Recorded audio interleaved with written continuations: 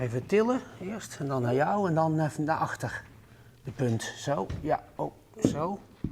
Een bijzondere verbouwing in de theatertjerke van Nes. De tjerkenzeel wordt deze dagen omtoveren tot expositieruimte over de walviskveert.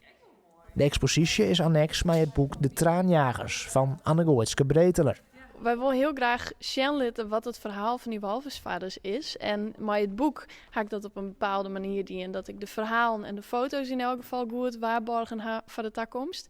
Maar er zijn ook nog een heel soort objecten. En ja, dit is nou nog de kans. Die walvisvaarders hadden het vaak zelf nog thuis. Om dat nog een keer zien te laten. Want laten we wel wezen, de meesten binnen de 80 al passeerd. Wij zijn de tentoonstelling aan het inrichten over de walvisvaart. In Nes, in de theaterkerk. En het is natuurlijk een kerk met heel veel bankjes, dus niet zoveel ruimte om tentoon te stellen. Dus we hebben een inrichting gemaakt door op alle bankjes plateaus te leggen waar we dingen op tentoon kunnen stellen. De kar van Nes is net zonder reden. Een soort walviskvadders kwamen nu de dwarpen in Noord-Est-Friesland. Sint-Wurg is de commerciële walviskveert verbieden. Maar jettiets wie het een wichtige bron van inkomsten. Mijn namen in die naoorlogske tijd wie er hier op het platteland net een heel soort werkgelegenheid voor die man.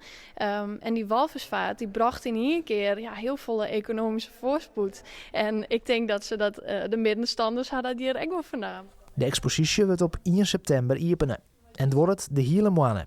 De kistenprotten van de walvis zelf zien, dus echt ribstellen en kaken wat we hier hebben. Maar ook gewoon een groot deel van de naoorlogse walvisvaart, onderhoor van herinneringen, souvenirs van die walvisvaarders.